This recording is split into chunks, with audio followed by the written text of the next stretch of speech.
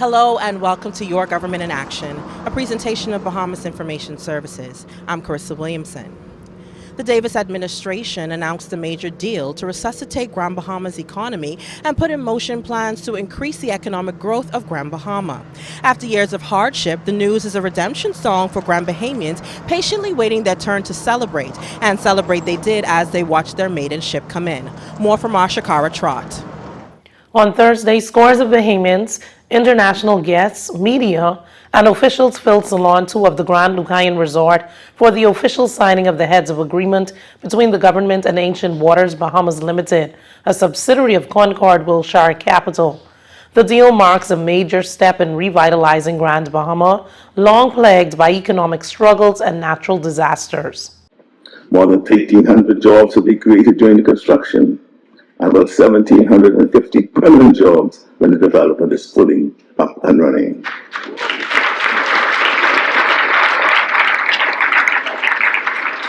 Thousands of Bahamians will have an opportunity to earn, to grow, and to build a future for themselves and their families right here at home.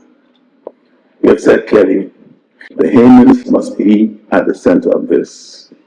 And at least 80% of these jobs must go to our people. The Grand Lucayan property, which has passed through several hands and receivership, is now the focal point of a $827 million redevelopment plan. Once completed, the development will include a full-scale cruise resort, a Greg Norman Designs golf course, over-the-water cabanas, beach clubs, restaurants, music venues, and a 16-slip mega yacht marina.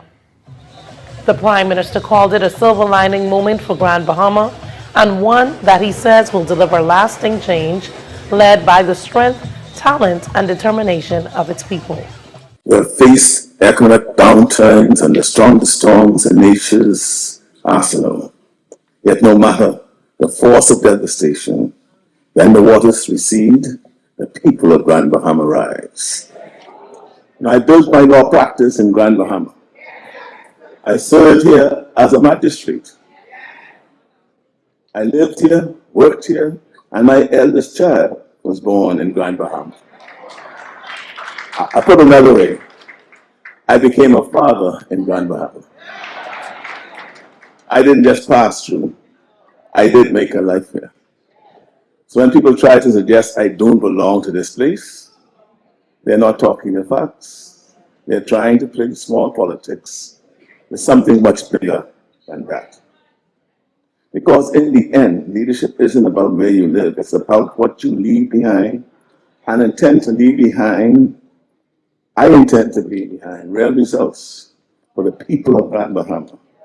Jobs, infrastructure, healthcare, opportunity, and most of all, dignity. For Your Government in Action, I'm Shakara Trot.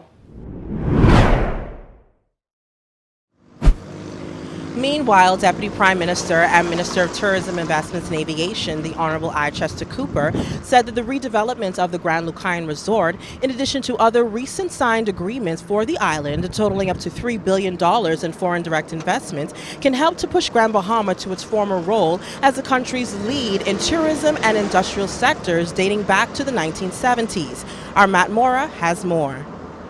Deputy Prime Minister Cooper said the deal is a strategic move that sets the foundation for the long-term economic growth and revitalization of not just Freeport Lucaya, but the entire island of Grand Bahama, as the Grand Lucayan property is intended to be redeveloped as a first-class, mixed-use resort that will also include the restoration of the Port Lucaya marketplace. The deal, Mr. Cooper said, fulfills the Davis administration's commitment to its recover, rebuild, and revolutionize transformation of the island of Grand Bahama. When we came to office, we sent a clear message to the world that Grand Bahama is open for business. Serious, responsible investors are paying attention.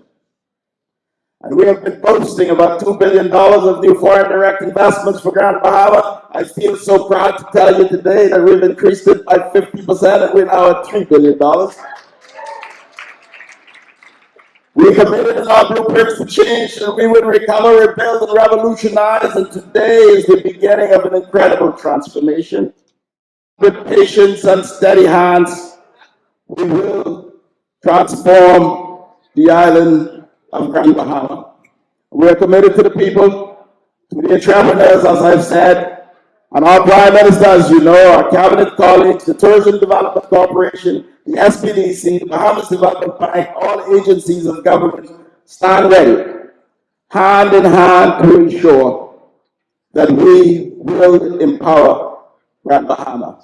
Mr. Cooper said the Davis administration was not interested in any quick fixes during the negotiations. He said the New Deal has the potential to shift the local economy, create opportunities at every level, and change lives for the better. After our past experiences, we were not interested in a fast deal, but we were more determined to find the right deal. The one that delivers for the people of Grand Bahama. Retailers, straw vendors, taxi drivers, tour operators, creatives, hair braiders, and entrepreneurs alike. And that's why we took our time. That's why we were deliberate. And that's why today's announcement is more than just about property changing hands. This is about a brighter future taking shape. The sale also comes amidst the announcement that Grand Bahama has not only become the fastest growing destination in country for air arrivals, but it's also on the fast track to becoming the fastest growing cruise destination. Tourism success, the Deputy Prime Minister said, is not measured in visitor arrivals alone, however, but also by how many Bahamians benefit from that growth. We are 11.6% in air arrivals ahead of last year as the fastest growing island in the Commonwealth of the Bahamas. That is a sign of regained momentum, and it's just the beginning. Come July, Carnival Celebration Key will open, bringing with it a surge of roughly 1 million visitors in 2025. This will more than double all of the arrivals we had last year. So Grand Bahama is also on a fast track to become the fastest growing cruise destination in the Bahamas, which will deliver in 2026 millions of passengers. So Grand Bahama, with this important backdrop and with this announcement today, it's safe to say that your ship has come in. Deputy Prime Minister Cooper said the sale of the Grand Lucayan Resort should be celebrated across the archipelago. He told his audience that the government has opened the door, but now it is time for local entrepreneurs, creative persons, and visionaries to walk through it, to create businesses, tell stories, build experiences, and offer the world a reason to keep on coming back for more. For your Government in Action, I'm Matt Mora. According to Minister for Grand Bahama, the Honorable Ginger Moxie, the heads of agreement signing for the sale and redevelopment of the Grand Lucayan Resort is a step forward to economic revitalization, and she hailed it as a transformative rebirth for Grand Bahama. Minister for Grand Bahama, the Honorable Ginger Moxie, says Grand Bahama's time has come. Her remarks came during the heads of agreement signing for the sale and redevelopment of the Grand Lucayan held on Thursday, May 15th at the resort. She says it signals an answer to prayer for many Grand Bahamians and reiterates the confidence and belief of better days ahead for the second city. The heads of agreement between the government of the Bahamas and Concord Wilshire Capital represents some $827 million worth of investment by Concord Wilshire to transform Grand Lucayan into a world-class integrated destination over the next several years. During the momentous signing ceremony, which was filled with excitement and hope, Minister Moxie noted that Grand Bahamians now more than ever are ready to return home. And with the billions of dollars in investments flowing through the island, it has now become a possibility. And so, this signing today between the government of the Bahamas and Concord Wilshire, for many of us, signals renewed hope, newly found optimism, and a feeling that better days are ahead. And in case some of you don't understand the significance of today, cannot be understated.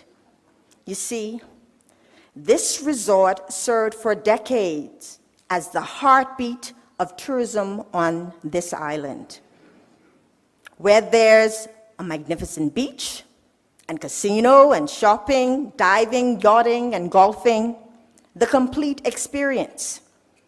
And with this signing, this destination will become world-renowned for all of that and so much more.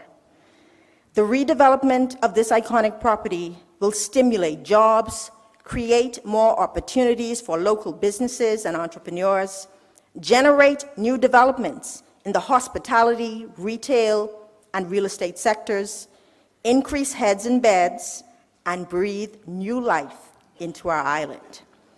The signing today is also an indication of the growing interest and renewed investor confidence in Grand Bahama Island. This positive trajectory correlates with our government's strategic plan as outlined in our Blueprint for Change, with a focused agenda to recover, rebuild, and revolutionize our country. Minister Moxie noted that Grand Bahama has enormous potential and plays a critical role in the long-term sustainable development of the Bahamas. Our beautiful natural landscapes and immersive cultural experiences, combined with our residents' resilient spirit and innovative minds, create a vibrant hub for sustainable tourism development. For this reason, the Ministry for Grand Bahama has focused on initiatives to empower our people. In collaboration with the Tourism Development Corporation, my ministry is establishing the Innovate 242 Incubator on the Mall Drive as a one-stop shop for business development from concept to launch, as we support our entrepreneurs and further diversify our economy. Ladies and gentlemen, I'm incredibly optimistic about what lies ahead as this Davis-Cooper administration continues to focus on delivering real opportunities and lasting growth for the people of Grand Bahama. The Grand Bahama minister thanked Prime Minister Davis for his outstanding leadership while also encouraging Grand Bahamians to embrace the opportunities ahead. I would like to personally thank our Prime Minister, the Honorable Philip Edward Brave Davis,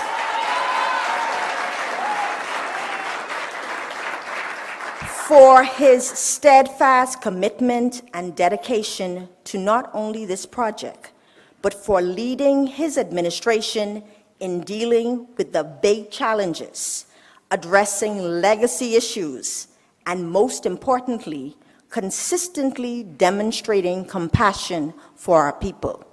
Thank you, Prime Minister, for your outstanding leadership.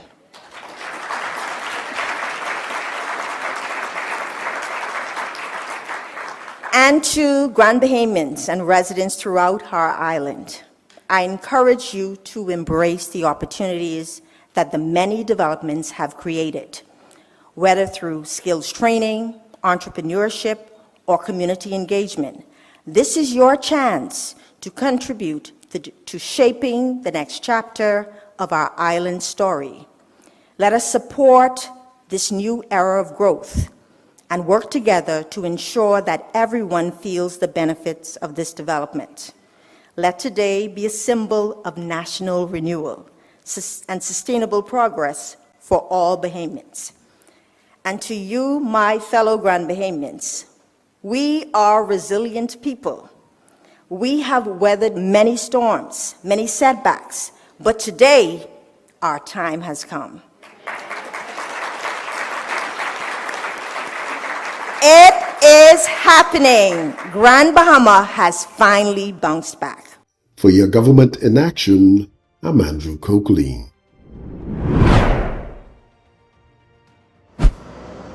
More of Your Government in Action when we return.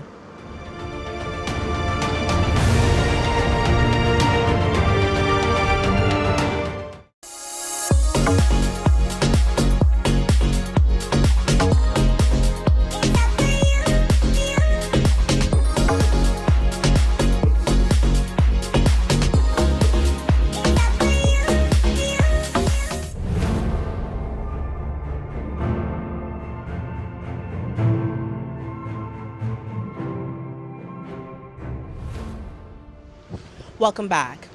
Participants of the Job Ready program were celebrated for their completion of a skills training course designed to boost employment opportunities across the nation. The ceremony took place at the Courtyard Marriott Hotel on May 14th, 2025. This evening I stand here with great pride and pleasure in the continuous efforts made by the team of officers within the Division of Youth to provide young people with opportunities that truly count. Opportunities that they will one day reflect on with a newer sense of appreciation for community, personal development, and the role the Ministry of Youth Sports and Culture plays in forming strategic ways to secure the future of our nation. Through a hands-on approach, the Division of Youth, various programs and initiatives are aiding in this government's fight to successfully rescue the youth from our nation in the grips of social ills that would lead them down unpredictable and destructive pathways. I can tell you, as someone who has been on the front line of youth development, that there are times when it only takes one moment to impact, to change the trajectory of a young man or young woman's life. With this in mind, I can assure you that over the course of this 9-week program, there were many small moments of impact that have amounted to what we are witnessing here today. While the Job Ready program has been in place since 2015, an examination of the program will show that there are strategic and strategies being used to prepare our young people for the job market and that follow more recent trends in engaging and keeping the attention of youth. Young people want more than just a voice or a seat at the table. They desire a safe and supportive environment to explore their identity and interests. Today, job readiness training is more than simply getting hired. In these recent times, it must focus more on helping young people to gain independence and find a sense of belonging. Young people who feel as though they do not belong at home and in their communities eventually become the most vulnerable among us. They render themselves invisible and make no effort to be heard. And as Minister of Youth, Sports and Culture, I will continue to pledge my support to initiatives like these that gives young people something to belong to. In the same vein, I would like to express boundless appreciation to the various industries, leaders, and corporate partners who assist us in making this work life. For each graduate, the skills gained and memories made will mean something entirely different. But for all of you, one thing should be gone. Beginning tomorrow, all of you have the possibility to choose to engage and even more opportunities that are equally as more meaningful than this one. With the choice to take on one positive and meaningful opportunity, one after the next, you will soon realize that you will arrive at the best version of yourself. Graduates, if you desire to lead a successful life, each day you must have the courage to seize and create as much constructive opportunities as you can. So your effort must not just stop at job ready. Should you have the passion and drive to choose such opportunities, I can guarantee that you will gain support who admire your dedication enough to push you along the way. Your family, friends, and those who have come to celebrate with you this evening will be among those who publicly support you. In light of all that has been shared this evening, no more than anything that we are all incredibly proud of your commitments to seeing the program to its end. I congratulate you on making yourself more marketable and more fit to be an asset to the workforce and our nation. Once again, thank you and congratulations.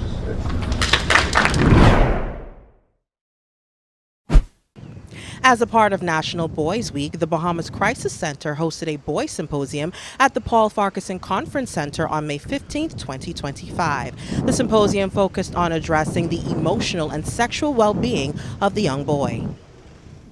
I was just doing an interview outside, and it occurred to me, I mean, I think about it, when we look at the homicide statistics, we look at the traffic fatality statistics, we find that these are leading causes of death for young men in this country, which suggests that in certain respects, our young males, are vulnerable in certain respects.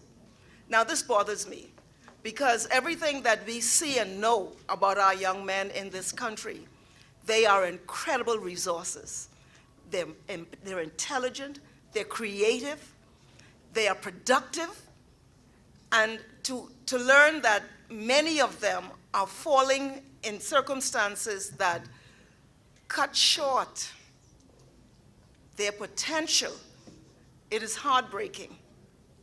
And so to the boys who are here, because we don't know why this is the case. I mean, I have some ideas why some of our boys are more at risk than other groupings in terms of these statistics.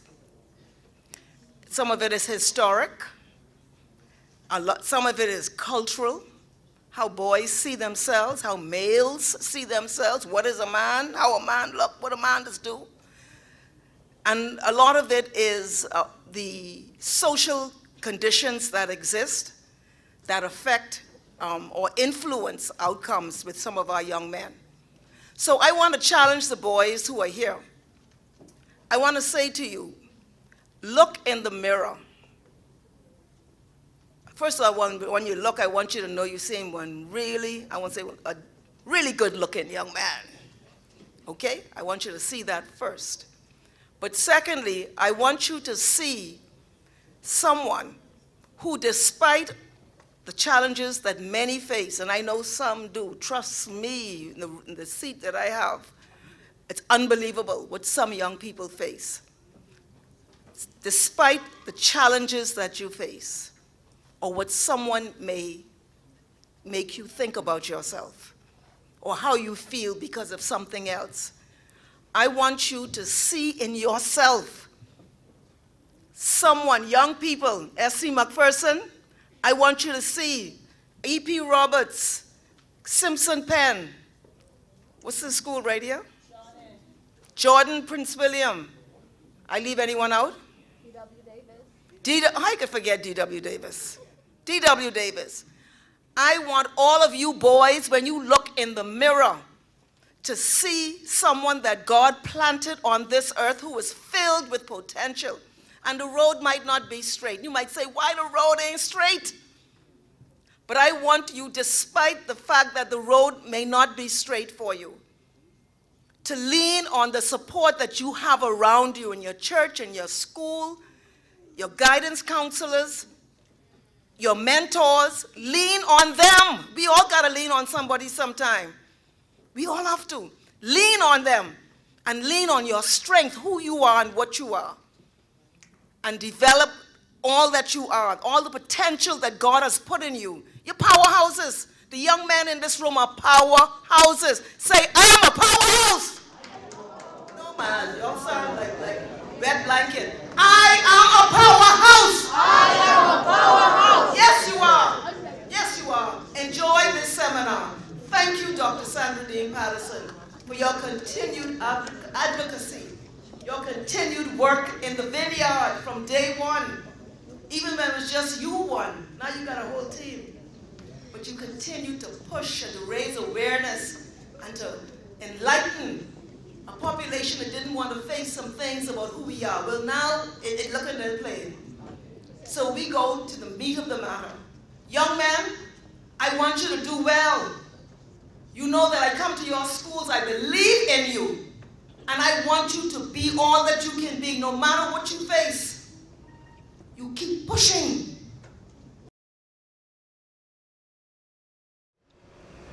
She's poised, polished, and now she's an international pageant queen. Meet 12-year-old Amina Lockhart, freshly crowned Little Miss Universe 2025 in Dubai. Amina Lockhart was greeted by loved ones and supporters when she returned to the Bahamas from her win on May 6, 2025. The experience was awesome. Everyone was kind. I loved it. And it was just a whole lot of love in there. It makes me feel awesome. It makes me feel confident. And I am super grateful that God gifted me with this talent that I could share with the world. For her mother, Deanne Bain, the moment was deeply personal and brought her a sense of pride. I'm overwhelmed. It's been shocking. When they called Amina and the other competitor up, I just held my mouth. I did not know what to say. And I knew right away that my daughter made history for the Bahamas. And I am super proud. My family is proud. And the entire Commonwealth of the Bahamas is proud. We did it. She did it. That's right. Back home, her win resonated far beyond family. Head of the Division of Youth at the Ministry of Youth, Sports and Culture, Sandina Neely, said it was a proud moment for the entire country. We are all bursting with pride. I'm here representing our Honorable Minister Mario Boleg. He wishes that he could be here, but Amina, he sends his love, and he is bursting with excitement, as are we all in the Division of Youth and the Ministry of Youth, Sports and Culture. It is just extremely exciting and rewarding to see young Bahamians, even as young as Amina, representing the 242 on the world stage. So we would like to share with Amina that she is gifted to use her voice even for the littlest among us. And so we are excited to see all of the ways that she will flourish and thrive in 2025. Any final words? Absolutely. We want all young Bahamians, especially the little girls, to be inspired by Amina and to just flourish the way she has flourished all the way in the UAE. It takes the Bahamas global. But Amina's story isn't just about a crown, it's about possibility. Amina has already become an example of what's possible for Bahamian children. I'm so proud. I mean, I was literally speechless. I'm so proud of her. St. Anne's School is so very proud of her. The Ministry of Education, everybody I have reached out to. And she's making waves for young women. Not only Little Miss, but young women with self-confidence, to know your worth, to know that once you put your heart and mind to doing something, you can do it. Hats off to her mom, such a resilient woman. But we are just all so very proud, and I look forward to working every day with her. With a crown now added to her name, Amina is already looking ahead and outlined what she has coming up next. The next thing for me is to spread my platform, which is Dancing with Amina, and I'll help a lot of people through that. From Dubai to the Bahamas, Amina Lockhart is walking tall, proving that queens come in all ages. For Your Government in Action, I'm Carissa Williamson. I'm Carissa Williamson, and this has been Your Government in Action, a proud presentation of Bahamas Information Services. Join us on Tuesday evenings, where we bring you highlights, coverage, and information as we continue to do what we do best, linking people and government.